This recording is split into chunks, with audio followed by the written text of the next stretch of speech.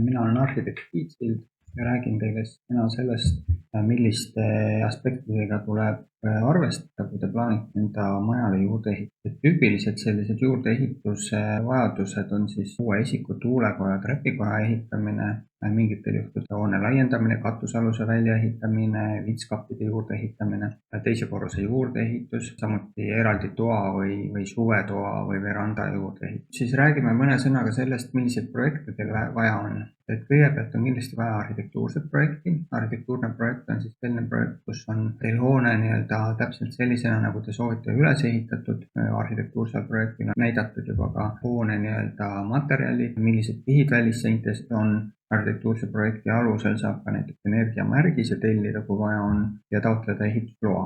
Kui teil on tegemist veidi suurema juurdeehitusega, siis võib juhtuda, et teil on vaja konstruktiivse projekti tellida. Konstruktiivne projekt on siis selline insenertehniline projekt, kus siis insener arvutab läbi teil näiteks talade läbipained ja kui teil on palju suuri avasid näiteks laienduses, siis kindlasti on inseneri teadmine siin vajalik. Ja siis vajadusel sõltuvalt, et kus te oma majaga olete, milline on maja seisukord, tuleb tellida juurde ka eriosade projektid ehk vesi, kanalisatsioon, küte, ventilatsioon, elekter ja ka nõrkpool.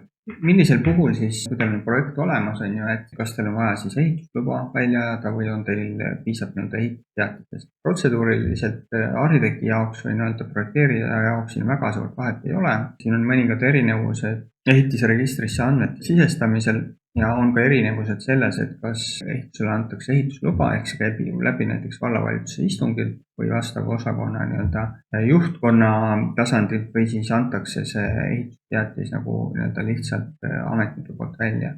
Ehk et väike erinevus siin on, aga nagu arhitekti poolt vaadates mitte väga suur, et töömahku võib-olla väga väiksel määral erinev. Kui te laiendate hoonet alla 33% olemasoleva hoone maapealses kubatuuris, siis üldreeglina on teil piisab ehitusteatisest ja kui te siis laiendate üle 33%, siis on vaja ehitusluba. Ehitusteatise alla käivad ka näiteks väikeehitused, et alla 20 ruuduse väikeehituse puhul ei ole isegi ehitusteatis vajalik. 20-60 ruutusid on veidi erinevad reeglid, aga põhimõtteliselt saate ehitusteatisega oma asjad aetud. Mida siis veel vaja võib minna, et vaadates nüüd alusmaterjale, et kui me hakkame projekteerima, siis tegelikult oleks ideaalne arhitekti jaoks see, kui oleks olemas hoone mõõtsusprojekt. Ja väga sageli puuduvad hoonel sellised alusjoonised, üsna sageli ütleme niimoodi, et enamikul jaol siiski on need olemas, et teil on kas või mingi Eesti-aegne või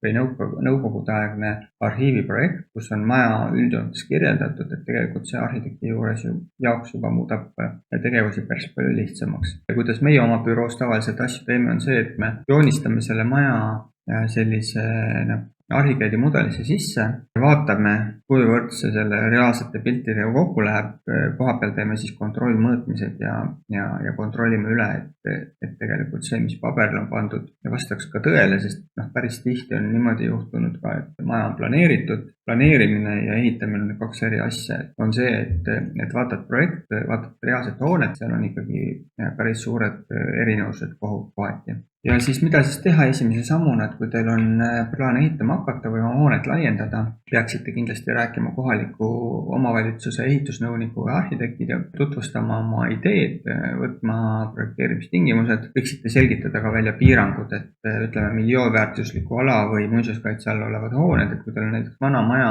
näeb piisavalt vana välja, siis tasub see asi üle kontrollida, et pärast ei oleks ebameeldivaid üllatusi, teaks asju õiges järjekorras teha. Ja meie arhitektuuribüroo, siis arhitektuuribüroo Sport, pakume 3 ühes lahendus ehk et kui teil on vaja, kui te soovite, siis me aitame teid ka asjaajamisega kohaliku omavalitsuses, mis tähendab, et kui me projekti juba teeme, siis me laeme need ehitusregistri kaudu üles. Tavaliselt kohaliku omavalitsuse kommentaarid projektile, tahab midagi muuta, midagi veel näha ja siis viime need muudatused, siis laeme uuesti sisse, ehk et see menetluslik pool on meie kanda. Projekteerimine loomulikult, ehitusprojekti tegemine, seletuskirjad, asendiplaanid, kõik vajalik dokumentatsioon ja siis ka ehitusloa taotlemine.